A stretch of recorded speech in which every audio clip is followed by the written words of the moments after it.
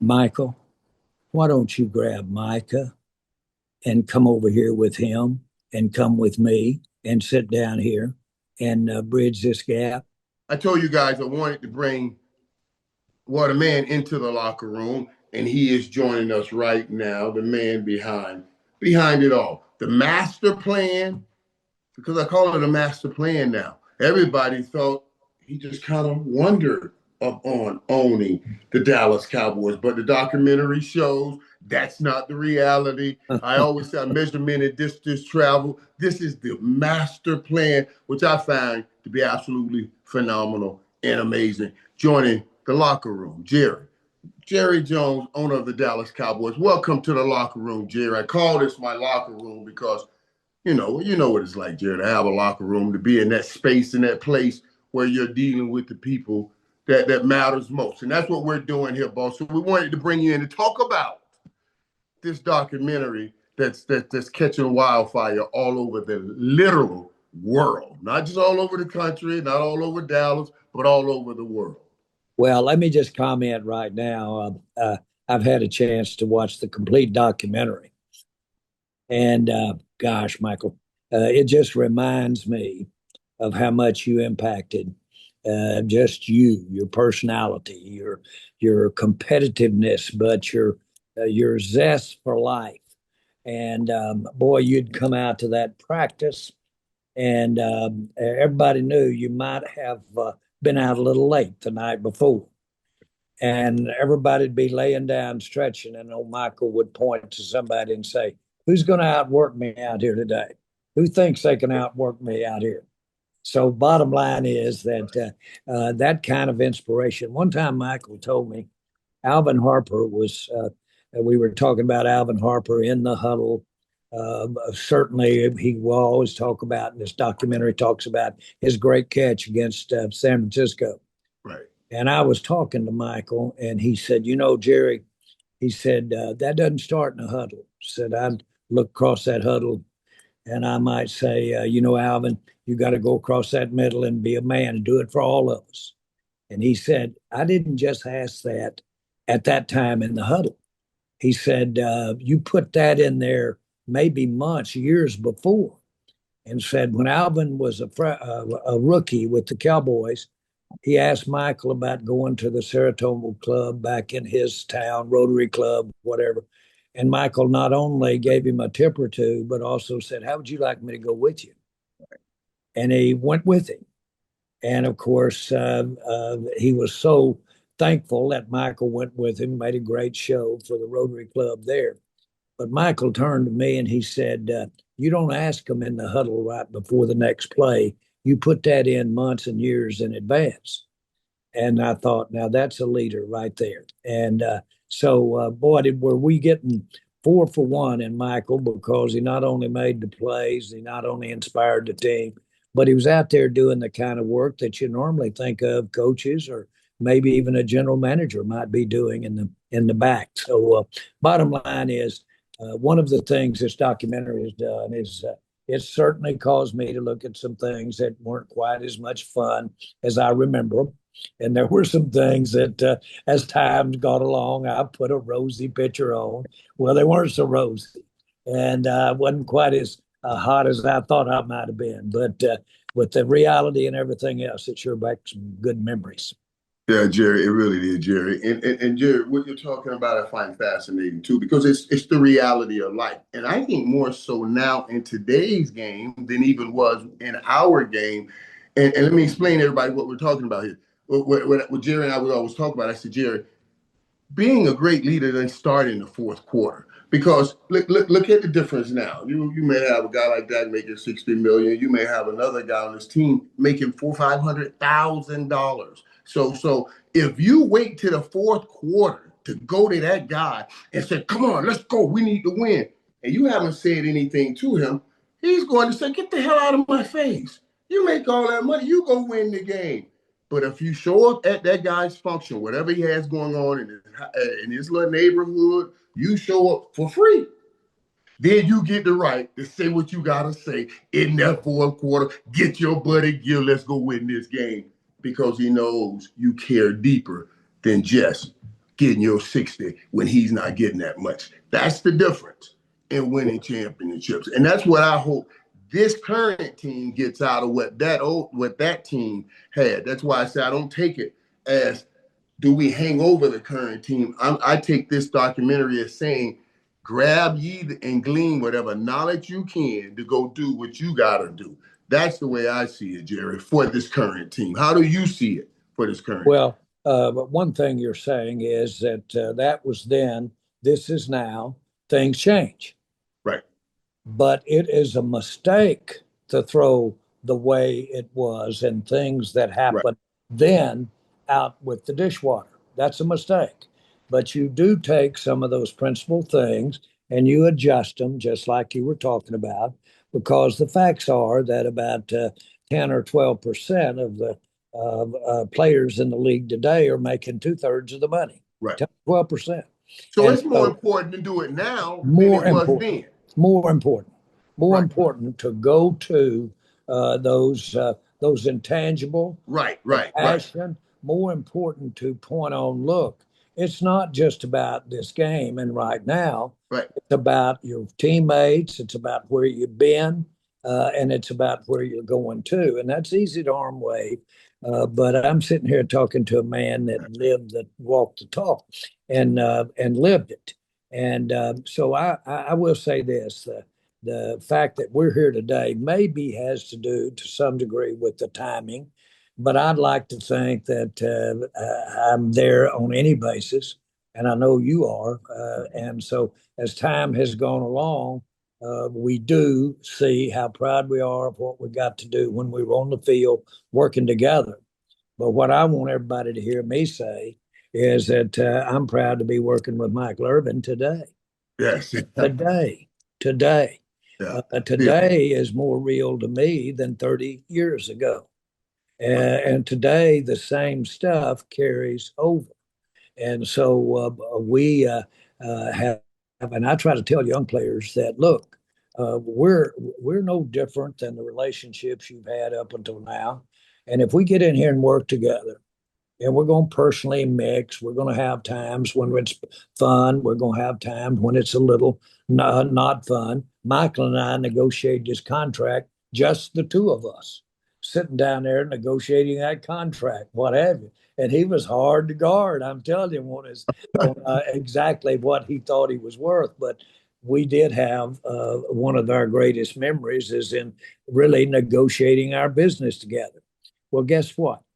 Not only did it impress me, it bonded me. We do business together today, 30 years later.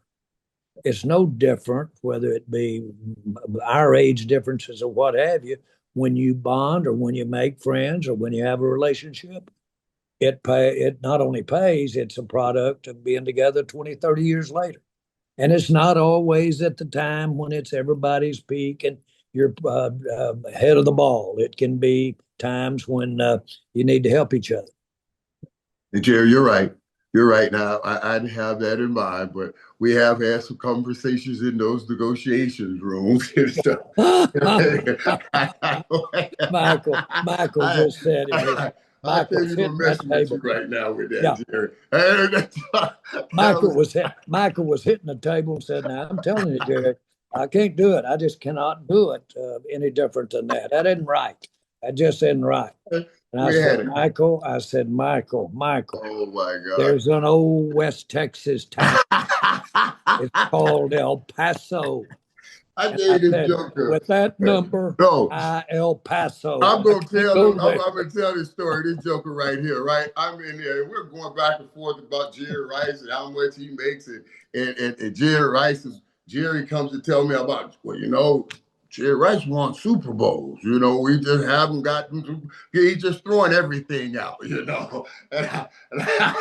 I come up with the number. I said, "What's about this?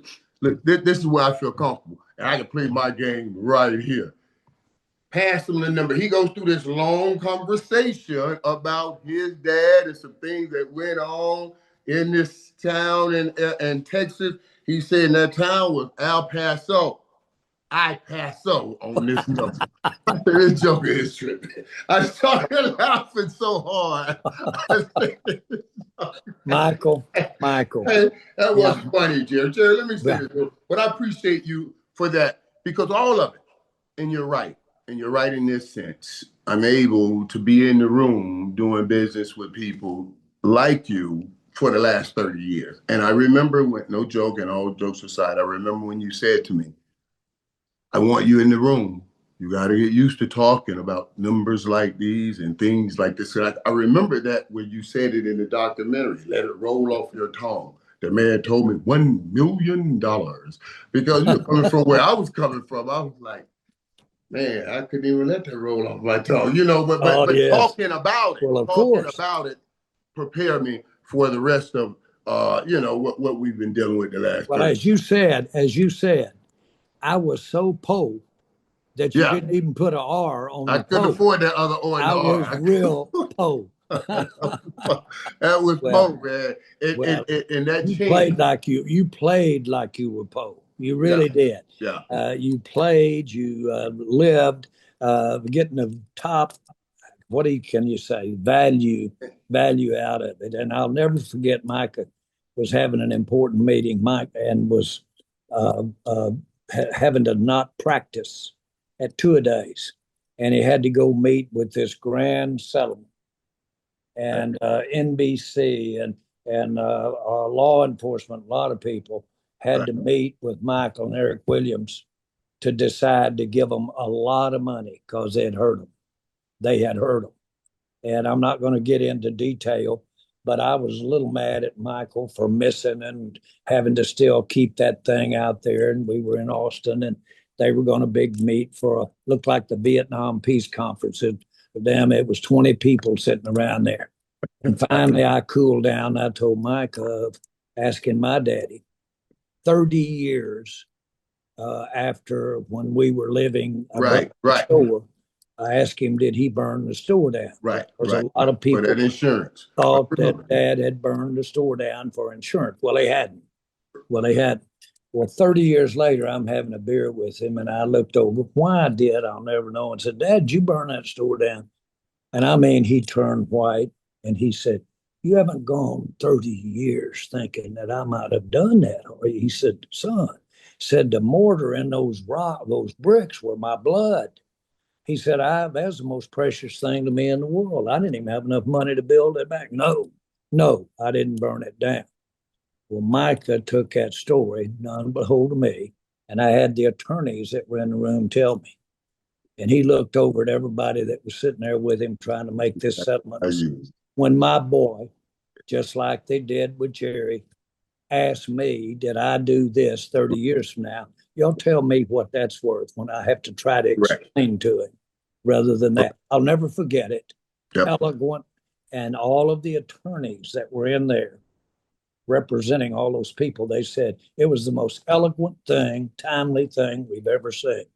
And I don't know what the settlement was, but they walked out of there and really tried to financially ease what they'd done to Michael and what they'd done to Eric and falsely accuse him of some not good stuff. And that's how it is. That is the truth. Yeah, and it's funny because we were missing practice, and I was hot about missing practice, and we're in this big mediation, man, with news and the lawyers from the police and everything, and we have our attorney there. I did all the talking. And what Jerry said, I'll explain to people. What Jerry was talking about was, I said to them, after being accused of such a heinous act, and I wasn't even there, and you guys perpetuated on the media. Do you know? I could never, ever walk in this room like you men walked in this room today. You walked in dressed in your nice suits with your briefcase. You sat down and do business as businessmen. Every time I walk in a room for the rest of my life, people will think about this. Never will I be able to walk in like you walked in after this day, right? They settle, they give us millions of dollars because they don't want to hear that on the witness stand, no. Right? They give us millions of dollars. Big E and I, when we're leaving, coming back to practice, Big E turned to me and said, hey, our attorney was good. shit, we didn't even need him. We could have just had you in there talking, you know. And then we came back to practice, and of course, we went on to do what we did. Jerry, that's amazing you remember that, Jerry. I also remember, like you said, we did have some tough negotiations. I remember when you were threatening to send me to Cincinnati. I'm going to go to Cincinnati. I was like, oh, God, okay. You're going to Hey, trade me to Cincinnati. Michael, Jack with me, and you'll be going to Cincinnati. I'll tell you that right. And I was like, I understand, but everywhere I go, I'm gonna win the championship. Cincinnati will get there first. You know what I'm saying? We're going back and forth with it. But let me get back to this documentary, boss. But let me tell you, what impressed me the most, really, and you just talked about it. I talked about being direct. I listened to you in this documentary talk about you're great at borrowing money, and you also took it to the place already to borrow from Jimmy Hoffa. You talked about my upbringings earlier. And I correlate that to this. I mean, Jerry was so direct, and that's why I always say, man, if this dude was ready to do anything to get to where you are. And you want to show people it takes that kind of tenacity sometimes. Most people think you just stumble up on great things or greatness. They don't know you live in it daily. Obviously, when I saw this thesis that you wrote in college, I was like, oh my God, that I never knew. That I never knew that you Yeah. wrote a thesis on the system. And then you come into the NFL and it's just revitalized, not just, I mean, the whole league on the business side. Jerry, what do you think about that when you see this journey in the documentary and you see how it is played out? Well, I had, and by the way, Jimmy and I were on the same Right. team when we were in college, and we had a wonderful thing happen to us. We won the national championship, and when we were seniors, and it was a highly competitive thing for me to get on the team and earn a starting job on the team and Right. be a part of the team. I love that. I loved it, but it hurt me. It hurt me a hell of a lot more than it did the rest of them. I'd come in the dressing room, and our trainer from Virginia would say, Jones, you've got to have the lowest tolerance for pain of any kid we've ever had at this school. Toughen up, toughen up. And I'd say, damn it, Granny, this hurts me more than it does everybody. I need a medal.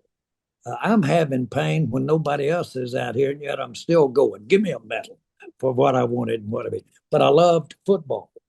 And so I knew that I was not going to be Michael Irvin and take that thing to the highest level of all. But I wanted to be involved in football. I would have been a coach. I would have been a coach. I loved it. But coaches didn't seem like they financially were where I wanted to be. And I was looking up and I wanted to be more. Well, had I known I'm paying them what I'm paying them now, I'd have been a damn coach at that time. But still, I wanted more than that. But I always had that love there. And my coach, Frank Brawls, got me interviews with all the great coaches of the time. This was 1965. And I interviewed Bear Bryant. I interviewed Paul Dietzel. I interviewed Woody Hayes. All of those that maybe not names anybody's familiar with that are listening. But these were the names. Pro football hadn't really made the top of the chart in terms of the sports page. But these were the names. Well, he got me interviews with all of them. One of the coaches named Bear Bryant. You take the fake out of me, there's not much left, he said. How about that? We're all selling. We're not only selling the players, we're selling the fans. I'm the bear. I need to be the bear.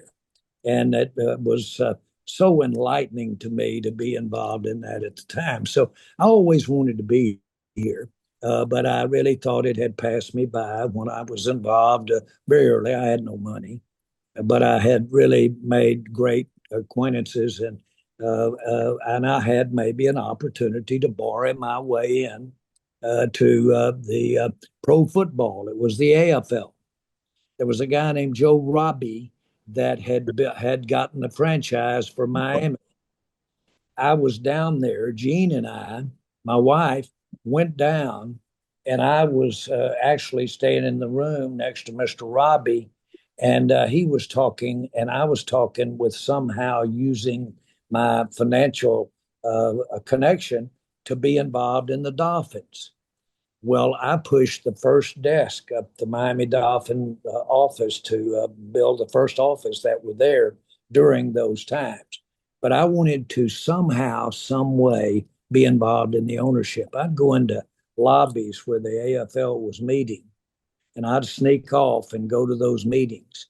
And I'd sit out in those lobbies, and when Bud Adams and when those guys that started Lamar Hunt would come out in the lobby, I was about 23, and I'd just go over and introduce myself and shake hands and just talk to them. I wanted so much to be a part of football. And so that was the passion that was there, the moral of the story. And of course, you represent that in so many ways. Man, follow your passion. Your passion, that's where it is. And it will cause you to do some things that we got to be a part of when we got in the NFL.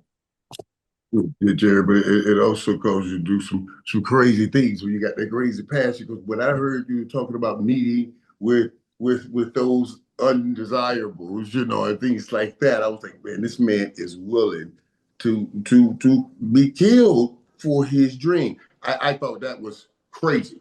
I'm glad your dad talked you out of it. You know what I mean? Well, he did. He Yeah. did. And he told the story. He said, I did talk Jerry out of it. I told him, he said, you told me, he said, get this football thing out of that head, boy. He said, you got to go get to work. You got to live life. You had a heck of a time of it in school and football, but get it out of your mind and come on, let's go. I need your help. Well, it still didn't get out of my mind, as you can see and imagine where we were. But I did have the chance right there, and the Central States sent $1 billion letter of credit to attest to my ability to buy the San Diego Chargers. They sent that to them, and Lamar Hunt and all the people knew that I was qualified to do it, although I didn't have the money. I was born it. And so obviously it didn't happen. I was listening to my father very much, very much. I told him, I said, Dad, you don't have anything to do with this. I said, I know you're hardworking and everything, but this is my dream, and I'm not going to ask you to get involved in this anyway. Boy, he looked over at me. And I mean, he could look at me hard, and he said, Boy, don't you tell me I don't have anything to do with it. He said, I don't have much, but if the wrong people said pay the interest and you didn't have it, or they got everything I got, don't you even say I don't have anything to do with it. I do. And of course, about 4 months later, Lamar Hunt and Tex Schramm of the Dallas Cowboys met at the DFW airport, shook hands, and merged the AFL with the NFL. And immediately that team became twice as much. And my father told a story for the rest of his life about how he talked me out of making that kind of money on that much appreciation. But he really didn't do it. He was right at the time. Well, I'm glad for your father, and I love hearing the stories about how he brought bands and did amateur contests in the grocery store. I just think that's fascinating, also from the promoting side. And you hear people always talking about all of the promoting ability that you have, Jerry. Jerry, also now when you see those great times again that we've had and we shared, and we were so blessed to share together. It brings about the glory days, the Super Bowls. Everybody today starts talking about that was the last time you did it 30 years ago. How do you seeing these times now affect the decisions you'll make this time right now to try to get back to sharing and having those times for the Dallas Cowboys where you're winning Super Bowls? Well, first of all, this might be hard to convince, but I'm going to say it. If I gave you the size of check that I would write to know for sure that you were going to win a Super Bowl, then it would shock the world. That's what it means. means the same to me as it's ever meant. It meant the same as when I bought the Cowboys to step up there and be a part of a Super Bowl. Though, look at it, you can call it rationalization, you can call it anything you want to, but very few people have been involved in as many Super Bowls as we've been in. And every year, in a manner of speaking, some years you've got more players, some years you got it set up better than others, but you've got a chance to win it. You do have a real chance to win it. The whole league is set up so that you have the ones that don't have get. In other words, the rules, the draft itself, when you draft, all of that. So it is very understandable why the teams that finish the lowest have the best chance to build their team for the future, to make it go for the future. So the system gets you kind of in a 500 mode, if you will. Now, Michael, really, in the last 23 years, since the Super Bowls, we're the sixth winningest team in the NFL, the sixth. Now, you say, but Jerry, you haven't smelt the game, and you haven't. Well, many, many times people go out and try for it and don't smell the victory or smell the participation. I always know and I always think, and I'm always willing to do what it takes. A year ago, I made Dak the highest paid player ever in the history of the NFL. At the same time, I made the receiver about the third or fourth highest paid receiver in the NFL, Lamb. So I don't have a cramped up hand. I do know how to wiggle a pencil and write a check to try to be funny about it. It's a question of doing it as smartly as we can do it. And we have some really top players right now, and we need to make sure we're judicious about how we allocate that money. It's for the right thing, and that's why you see me as involved as I am. Nobody can ultimately do that any better than I can. Not for the Dallas Cowboys, because I've got a good picture. I mean, a hell of a picture of what I think the revenues that impact the Cowboys for the whole league. I've got a great picture of, if anybody does, of the future and what's going to be coming down the pike. And I live on looking around corners, so I know in my mind as well as anybody where we're going to be. So my decisions that I can make relative to how much we allocate to a player with the Cowboys is good. What's not your question though? When you're going to get up there to where you're competing? In my mind, we've had about 4 years that we were sitting right there knocking on the door over, let's say, the last 20. And we should have nailed one. We should have nailed two during that particular time. Cavalier to say that, but we should have, but we didn't. But that doesn't discourage me from going after one this year. And Jerry, when you talk about this, when we talk about all the business and the great business that you have done and how great you've done for the league, and then you hear people try to throw, and I have to do this, try to throw the thing that where they say is, well, Jerry has wasted a lot of money by not paying players sooner. Like, and that's how you get into Michael Parsons' situation. What do you hear? What do you think when you hear that one criticism about the great businessman that this documentary is about to show us? Yeah. I would like to list right beside that the ones that I've paid early that I wish I hadn't paid early, relatively speaking.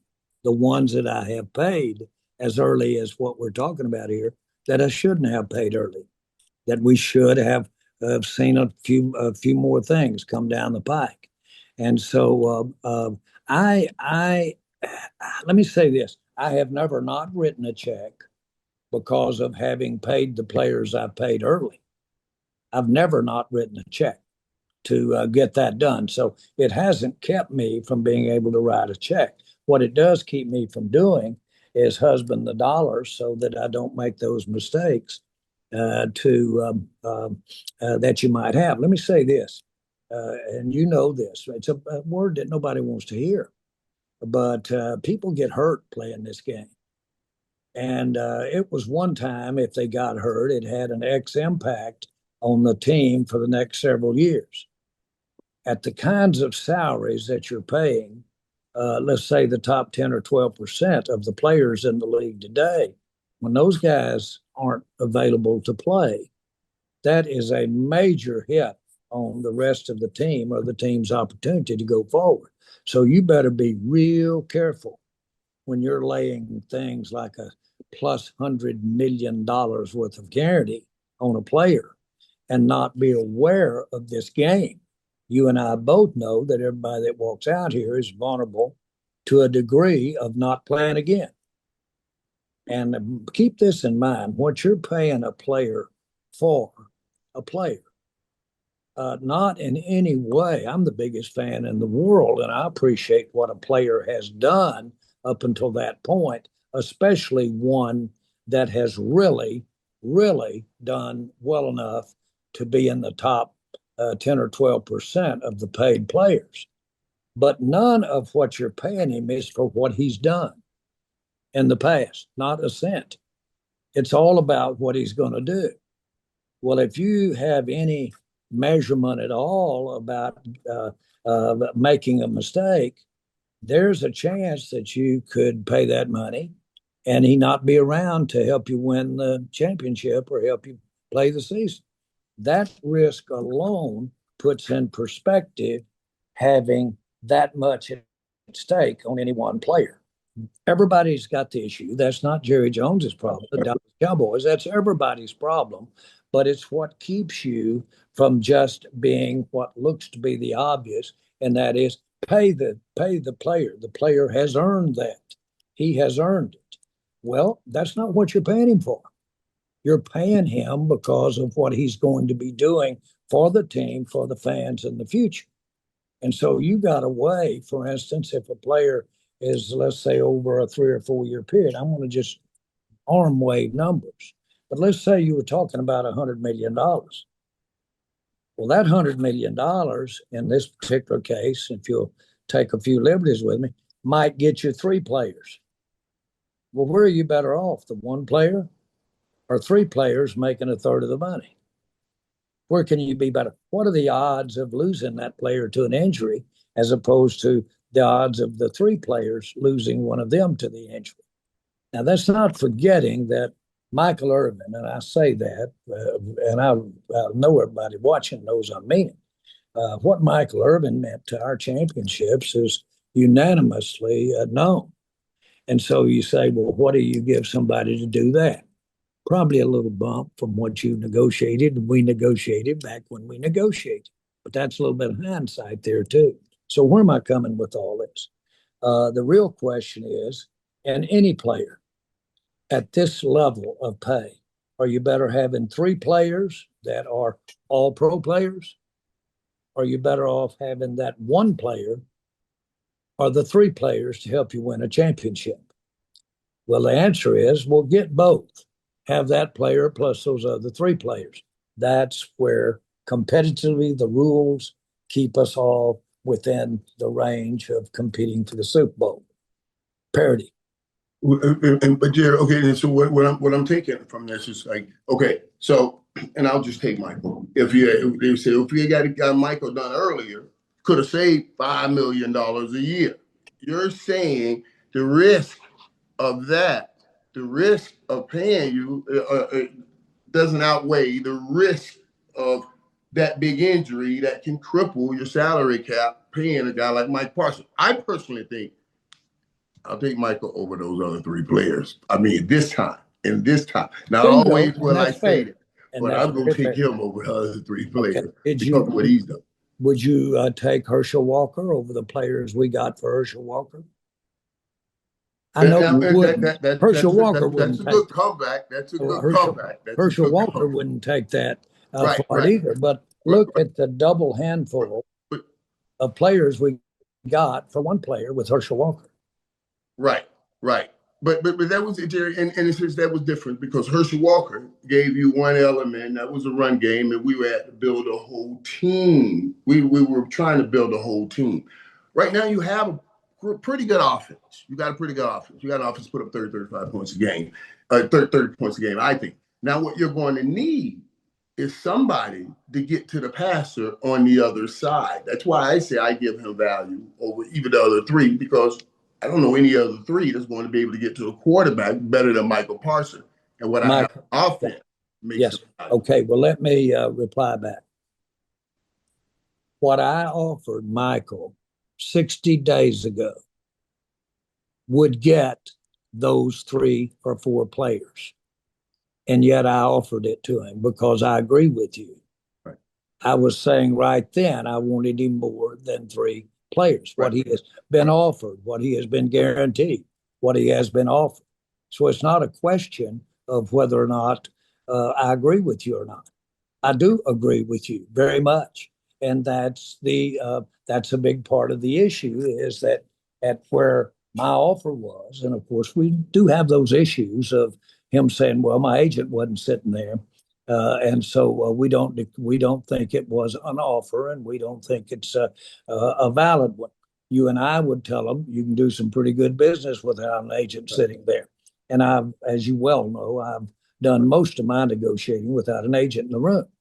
And so I like to do that because where was the agent after we did our deal when many times we needed to work things out and work things out, team life and all that kind of stuff. It was really us. And so that's why I like to be there at this time. Yeah, and it was Jerry, but as you said, Jerry, those were different times, and we're so at a different place now. Those numbers in those days were pretty much going to stay relative to who was the highest paid at the position, what did you accomplish. Now, the numbers are so astronomical. You said you made a great offer. Was that offer was what we hear? Would it have made Michael? You don't have to tell me the number, but would it have made Michael the highest paid non-quarterback in the league today? Which we have all heard. That's one of the things that he and his agent wanted. Yeah. Without telling me, would that offer Well, have I made? can't. I can't necessarily say, but I don't want to hedge the question. Okay. It would have made him the highest guaranteed player other than a quarterback in the NFL, Okay. other than a quarterback, Okay. other than the NFL. That's guaranteed. Okay, Yeah. and that's something to start with. I know that's all you'll Do you give me. remember Emmett? Do you remember Emmett's Yeah, uh, the time that he didn't right, held out and we didn't have him for 2 games? Okay, correct. that wasn't because I didn't want to give him the highest money ever paid a running back. It was because we were wanting him, the number to be up with the quarterback. And so at that particular time, that was the holdup. We finally bridged that gap and got that done. Oh, so, And he, of course, became the highest running back ever paid right. at that And time. and I always thought that that's what he wanted, because I remember coming to you and said, Jerry, I don't care if you give him $1 more than Thurman Thomas, get him in camp. I remember us having But that that wasn't the conversation. case. That was not So, the case. so that's what I had. I remember having that argument with you, and I didn't know they were talking about quarterback money. Yes, I sir. was at running back money. Absolutely. Quarterback money at the time. Now, having said that, and by the Wait, way, are you hinting to me that Michael's asking for quarterback money? no, no, That's I'm some not hint hitting. now. I'm not hitting anything, but I would say this: uh, uh, the world would know that I want Micah if they knew what I had offered him, and he knows what I offered him. So the world would know that I want Micah to play on the team, and that I respect him for what he can bring to the team. And now, as it turns out, in this particular case, you say, well, what happens? Well, what happens is that we have a contract, and there's this year remaining under the contract. And then in the NFL, I get at our volition to extend that contract another year. We'll pay him like a franchise and another one after that. So we really got 3 years to work this thing out.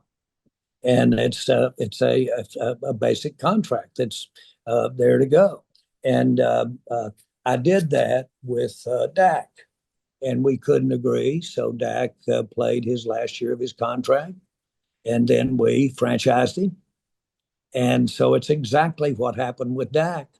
And we moved forward. And of course, ultimately, we got a contract, made Dak the highest paid player in the NFL. So the president is handling it like Dak. But in this particular case, then Micah comes in and plays this year under his contract. If it doesn't, it's very costly for everybody. Just a little similar to what happened when we didn't sign Emmett and we didn't do well our first two games. He was an integral part of what we were doing. But at that particular time, we got that worked out and went on to win a Super Bowl, as you recall. Yeah, and Dak is the quarterback, and Jerry, quarterback position, you can really, even though it's been unfortunate for Dak, he's had some injuries and everything. How much does that play into it? That okay, even Dak, who's a protected guy at quarterback, had those injuries, and now you're talking about a guy like Michael, who is not as protected at running around. So I got to ascertain from what you said to me prior to earlier that this thing also counts into your understanding of this contract negotiation. Okay, Mike, I'd like to turn the table on you a little bit and say, What's that? which is the most the most important increment? The top-rated quarterback, No doubt. or the top-rated pass rusher? Yeah, no doubt. Top-rated quarterback, no doubt. Yeah. Okay, so that's what Dak had going for him because he was out of contract. And Micah is a pass rusher, outstanding, outstanding. We need him to win, Yeah.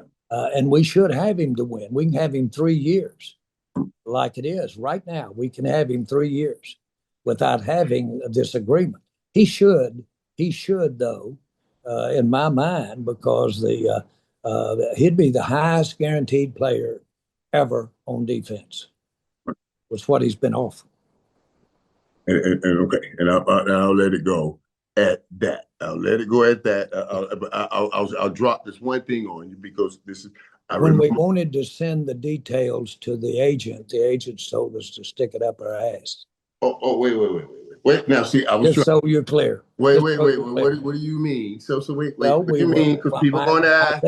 Mike and I talked. Mike and I talked, and then we were going to send it over to the agent. And we had our agreements on term, amount, guarantees, everything. We were going to send it over to the agent. And the agent said, don't bother because we've got all that to negotiate. Well, I'd already negotiated. I'd already moved off my mark on several areas. And so the issue, very frankly, is we've had the negotiation in my mind. And the agent's trying to get his nose in it right now and try to come in there and improve off the mark that we'd already said. It's the mama daddy deal. You go into mama and she won't do it. And she's the boss. So she won't do it. So you run into daddy. Daddy says, do it. And then you go back in and say, mama, daddy said it was all right. It's the old mama daddy deal. We've all been there and done that. Well, we've got this thing resolved in my mind for the Dallas Cowboys. And we've got it done. And if the agent wants to finish up the detail, which is should, and do all the paperwork, and he can do that. And we're ready to go. But as far as the amount of money, the years, the guarantees, all of that, we negotiate that. Jared, people are going to say, how could you have negotiated that with Michael? And I know they'll take our conversation about negotiation and say, just because it worked with Michael Irvin don't mean it works with Micah Parsons. So what are you going to say to that when they say, well, why not deal with the agent? Why if he said, well, you said he said, stick it up your ass, but why not still send that over and we start working off that contract regardless? He'll take it, he'll redline what he has to redline and put in what he has to put in, and he sends it back. Why at least have a conversation going, even though it's not mouth to mouth, is on paper. But why not? Why wouldn't he take it? Why not send something back? And how would you respond if he did take it and chopped it all up and sent something back? Yeah, Micah. I mean, not Micah, Michael. And please forgive me for, since the subject is Micah. Okay, I have agreed to give more money than has ever been given in terms of guaranteed money than anyone ever has as far as a defensive player. I've done that. Now I am the cat that writes the check. Okay. Now Micah's got 3 years with the Cowboys left.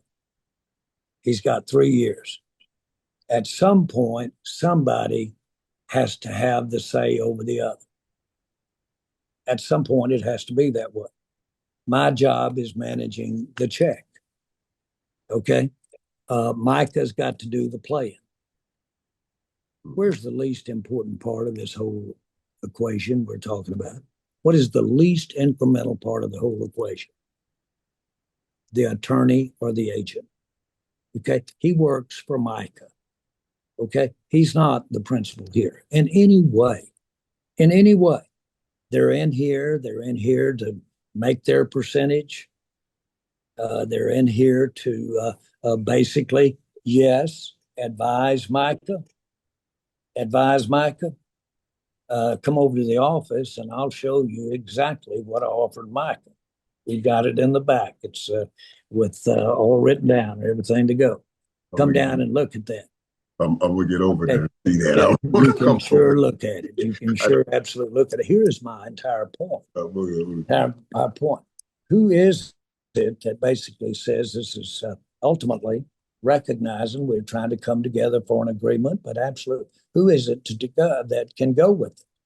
And so the facts are, I don't know that I've ever been around. I've never tried to buy anything. I've never tried to do anything that I actually was going to bring all of the services and somebody else was going to do all the money. But because the in-between guy wasn't exactly the guy that I had fit there, that kept you from doing the deal. Right. That's exactly what's happening here. So many times in this industry, you have a different agenda going on with agents. A different agenda. They're playing a game. You tell me, are agents incentivized to not only get the most for that player, but they're trying to get what? They're trying to get other players because they got a high agenda for that player. Right. That's their incentive. Okay. Attorneys, exactly the very same way. And as you know, I do a lot of business. I do a lot of business straight with the principals, not with the attorneys. I do my time when the deal gets done face to face with the principal, not with the attorneys, not with the agents. So I'm just saying that nobody appreciates Micah Parsons any more than the Cowboys or me. Nobody has ever offered him more money than I have to play football. Right. Period. Right. And Jerry, you know, people are going to cut this up and take it and chop it up with everything that you say about the agent. Now, one thing I want to say, and I know I got to let you go. You said that who's the least important in the negotiations with that situation? That's the agent. I concur with that conclusion, but I don't want now. I'm not doing an interview here. It's just me. I don't want the least important dude messing up the two most important dudes. That's why somehow I need you two to figure this thing out. With somehow, with whatever you got to do with the least important dude, but you got to come together and figure this thing out. However you call it. You know, Michael, you guys got the most at stake, and we need to figure this out. Michael, let me just say this to you. What did you do? What did you do? We don't even have to have a hypothetical. What did you do? You and I worked it out. Right. Did you have an agent? Did you have an agent? But was he sitting there with us? No, it was us. It was us. It was sitting there with us. Yeah. And there was no infringement. Look at us. We have a lifetime relationship. We do. We have a lifetime relationship. But Jerry, you put me in a lot. Are you glad? Are you? I am happy very much that we have, because what? It not only operating that way, not that there's not a lot of ways to operate, but operating that way has put me and you on the same page for a lot of years. Right. And I say that to Micah. I say that to him. You want to operate around here with me? Then can you say to him that what you do as a player can last for 20, 30 years if it's done right with me? Right. Last forever. Can you say that? And I do. And I do. Not just to him. I say it to CeeDee Lamb. I say it to Dak. I say it to all of them. I really do. My concern here is Michael's more emotional than the other guys that we dealt with. You know what I mean? And the emotion is great. I just want his emotions in the right place when we hit the football field. You see, yeah, it working for us, not against us. Michael, do you remember this documentary actually covers it? But when we had a chance to get Dion, you were actually the first person that I talked to in the office. Came in and I said, "Here's what we're doing with Dion. Right. What we're going to do. This is higher than where we are. Numbers. We talk numbers. We talked everything. Talk the numbers. Then we turned around, got Emmett, we got Troy involved, and then we said, now let's take it to the whole team, and went in front of the whole team, and got up on that blackboard and showed the whole team what we were going to pay Dion to get him on there to help the team. I don't know if you remember how we approached that. Oh, I remember. It was very wide open here. I remember. Well, and it turned out that it was a fabulous thing for us. We got Dion, and there's no question he influenced us getting that Super Bowl to a lot of the degree. Not to take anything away from anybody else. My point is that there's nothing wrong with sitting here and having the one that's got as much or more emotion in this thing and what have you. There's nothing wrong with me talking directly with you or talking directly with a player. I fully expect you or anybody else to go out here and have an advisor, agents, accountants, everything that are involved. But for me to sit here and not eye to eye with you, we had a coach that I really wanted to hire. And he's one of the best coaches in the country. And finally, it got down to him coming to Dallas and sitting down, and we were sitting in my house. And he said, I'm going to need to call such and such. And I said, who's that? And he said, well, he's my advisor, kind of my agent. And I said, I don't do anything. I don't buy a car. I don't buy a house. I don't do anything without what he's there. And I said, anything? I said, do you talk to him before you talk to players? What about when you have a major problem? Is that who I'm going to be dealing with, or I'm going to be dealing directly with the coach, with what you're doing? And, he sat right there and convinced me that he couldn't do anything unless he had that guy in the middle of us. And I said, look, we need to go our separate ways. He went out and got in the car, and we got another coach. The point is that these relationships are so sensitive in my mind. And because they do have a way of going outside the lines, you and I and our relationships over the years, our relationship, if we'd have left it to what was in a piece of paper and what was written down by us, it wouldn't have covered a lot of the ground we covered, would it? Yeah. I don't want to put words in it, but it wouldn't have at all. Right. So far away from what you could write down or what you could have anticipated. That's the kind of thing that makes me act the way I am. Okay. And you're the cause of it. You're the cause of it. And Jerry, I know you told me one time we didn't draft Randy Moss because of what our experience and what had gone on. Right. Well, I want to tell you this: if I'd have known Randy Moss would be Michael Irvin and had what you got inside you, I would have drafted him in a New York minute at that particular time. And it was a mistake not to draft him. Yes, it was. Very big mistake. Talk about that. We talked about that. Randy was supposed to extend my career, not Chris Carter's career. He was supposed to extend my career, not Chris Carter's career. I know I got to let you go. Now, we're going all over the place here. We are. Heads or tails of this. But listen, I appreciate listening with you about Michael. I appreciate it. I know where your heart is. And I love Michael. I love Michael. I told you before, it reminds me of me the most, Jerry. That's why I just love him. And I know he has all his heart into it. I just don't want whatever goes on between. And that's why I was careful, because I'm with you. It's me. It's my life. I want to be in here making the decisions, but I don't want whatever going on between the agent and to get in the way of our player, Michael. That's all I say. Michael, why don't you grab Micah and come over here with him and come with me and sit down here and bridge this gap and sit there and go do it? Yeah, I will. Why don't you do that? I will try to play bridge. Why don't you do that? Sweat. No, his agent should be involved in terms of papering it and all that kind of stuff. But I'd love it if you'd called me up, which we didn't, and said, "Listen, I got Micah, and I want to bring him over here, and we've been through some of this before. Maybe y'all need me a little bit." That's it, Why don't we right. do that? Yeah. Hey, don't trust me. I'm gonna try. I'm gonna call David. I'll call them all and see anything. Sneak David in there too. We're gonna figure it all out. We're gonna figure it out, boss. I know I gotta let you go. I've been holding you got a lot of Sharpies around you. Yeah. David, one of them, and so we deal all the time. So wish you would. I appreciate it, boss. I appreciate the time, man. And I know. I'm looking forward to. We're all looking forward to this season, Jerry. So let's get our guys on the field.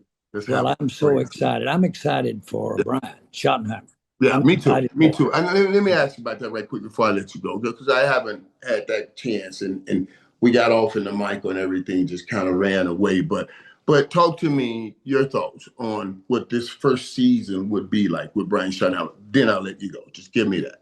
Well, first of all, he's no novice. He's not new.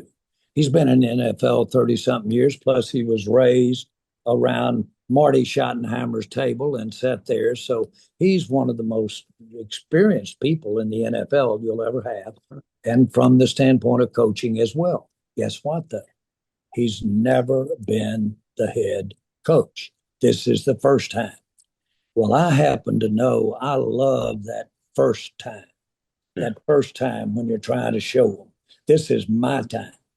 I know that when I told him that he was going to be the coach, he came in and I said, Brian, I'm going to say this real good. You ain't Brian no more. You're the new coach of the Dallas Cowboys. All right. And so my point is, I'm excited about that, but I know he's got that wealth, frankly, experience, and he's got great people skills. I'm excited about Brian. Yeah, he has great people skills. I'm excited too. I love that he creates these pressure-like competitive situations. It reminds me a lot of our guy Jimmy, always create those competitive pressure-like situations. So hopefully it'll carry over to the football field and we'll do some winning this year. Jerry, thanks for taking the time, boss. You bet, Michael. Bye-bye.